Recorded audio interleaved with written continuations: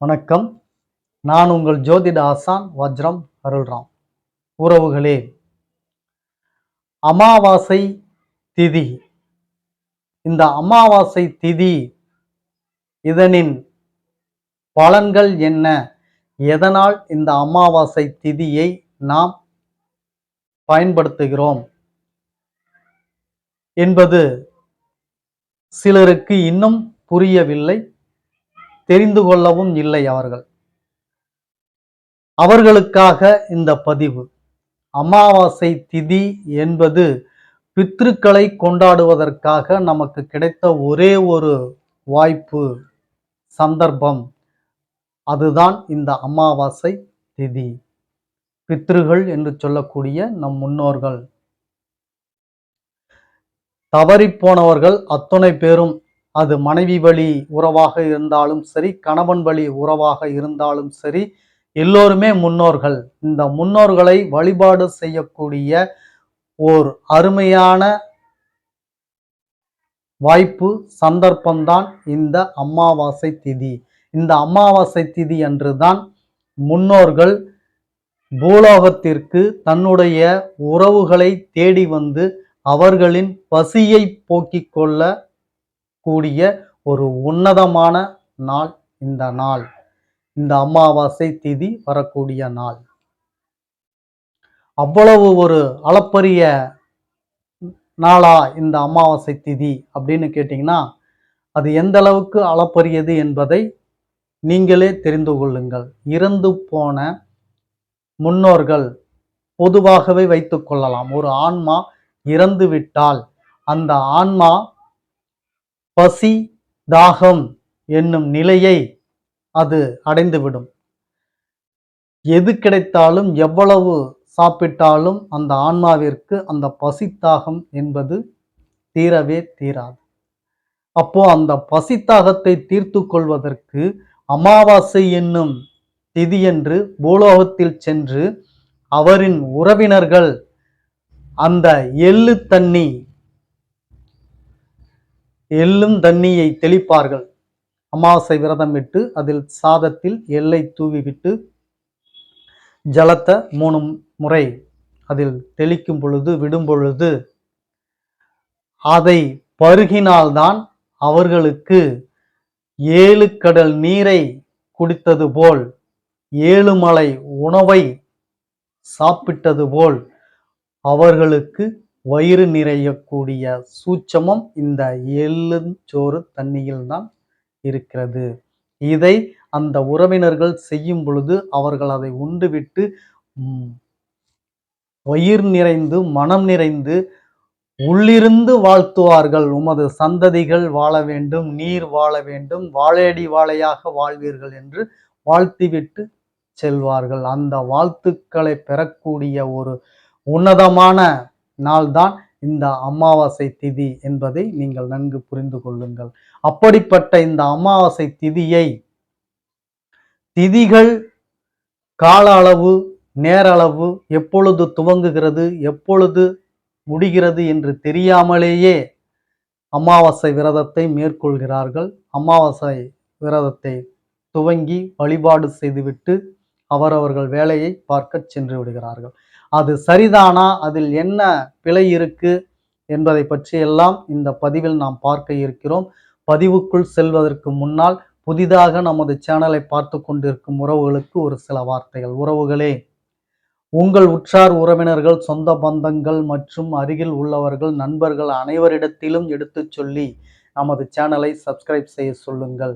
நாம் ஸ்ரீ ஜெயகௌரி ஜோதிடாலய நிறுவனம் ஒன்றை நடத்தி கொண்டு வருகிறோம். அந்த நிறுவனத்தின் வழியாக இல்லாதவர்களுக்கும், இயலாதவர்களுக்கும், ஏழை எளியவர்களுக்கும் நம்மால் முடிந்த உதவிகளை செய்து கொண்டு வருகிறோம். அது மட்டுமல்லாமல் ஆலய பணிகள், இறை தொண்டுகள், ஹோமம் வளர்ப்பது, வேள்வி வளர்ப்பது, இது போன்ற நற்காரியங்களையும் நாம் செய்து கொண்டு வருகிறோம். நாம் செய்யும் இந்த செயல்களினால் கிடைக்கப்பெறக்கூடிய புண்ணியங்கள் அத்துணையும் நமது சேனலின் பார்வையாளராக இருக்கக்கூடிய உங்களுக்கும், புதிதாக சேரக்கூடியவர்கள் அத்துணை பேருக்கும், உங்கள் குடும்பத்தார்களுக்கும் இந்த புண்ணியத்தில் பங்கு உண்டு. இதில் எந்த மாற்று கருத்தும் இல்லை உறவுகளே. எனவேதான் சொல்கிறேன், எல்லோரிடத்திலும் எடுத்து சொல்லி அவர்களையும் சப்ஸ்கிரைப் செய்ய சொல்லுங்கள். முதலில் பார்த்து கொண்டிருக்கக்கூடிய நீங்கள் சப்ஸ்கிரைப் செய்து விடுங்கள். அருகில் இருக்கக்கூடிய பெல் பட்டனை ப்ரெஸ் பண்ணிக்கோங்க. லைக் பண்ணுங்க, ஷேர் பண்ணுங்க. இப்போ பதிவுக்குள்ள போகலாம் வாங்க உறவுகளே.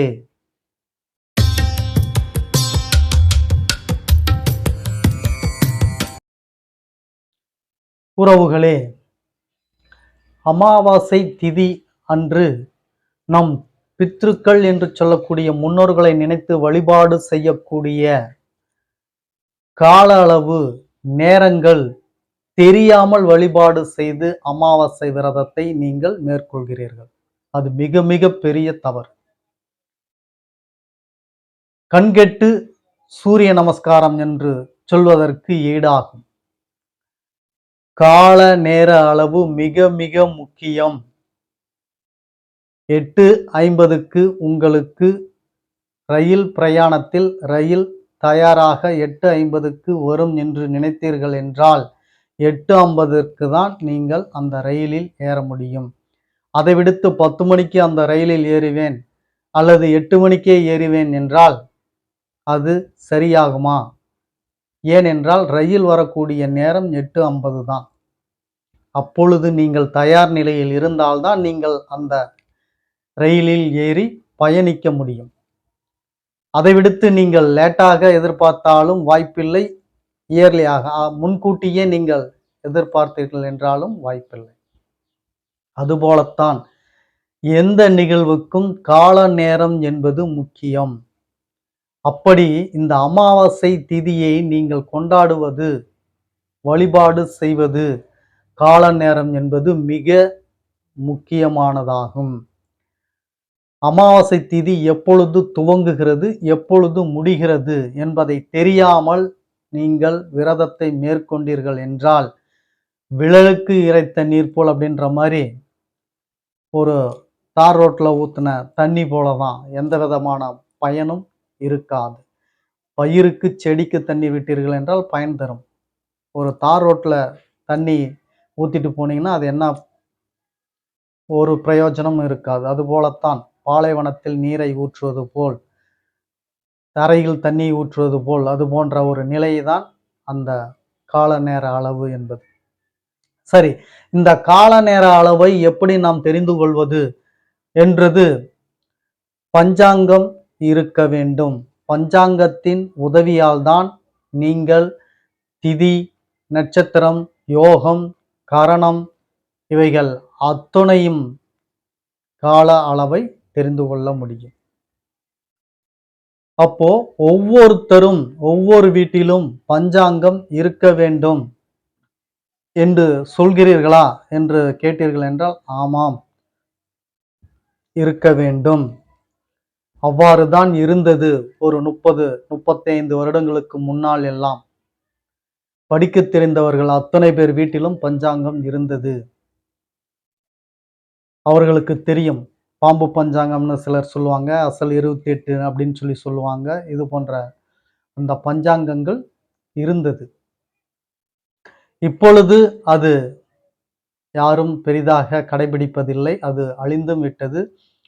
மாறாக இப்பொழுது அட்வான்ஸ்டாக ஆப்லயே நாங்க பார்த்துக்கிறோம். இன்னைக்கு என்ன நாள், என்ன நட்சத்திரம் அப்படின்னு சொல்லி பார்த்தீங்கன்னா அது ஏற்புடையதானா? ஏற்புடையது கிடையாது. ஏனென்றால் ஒவ்வொரு ஆப்பும் ஒவ்வொரு சிஸ்டத்தின் ரீதியாக முன்னுக்கு பின்னாக, முன்னுக்கு முரணாக இப்படியெல்லாம் கிரியேட் செய்து கொடுத்திருக்கிறார்கள். அதை பார்த்து உண்மை என்று நீங்கள் நம்பிவிடாதீர்கள்.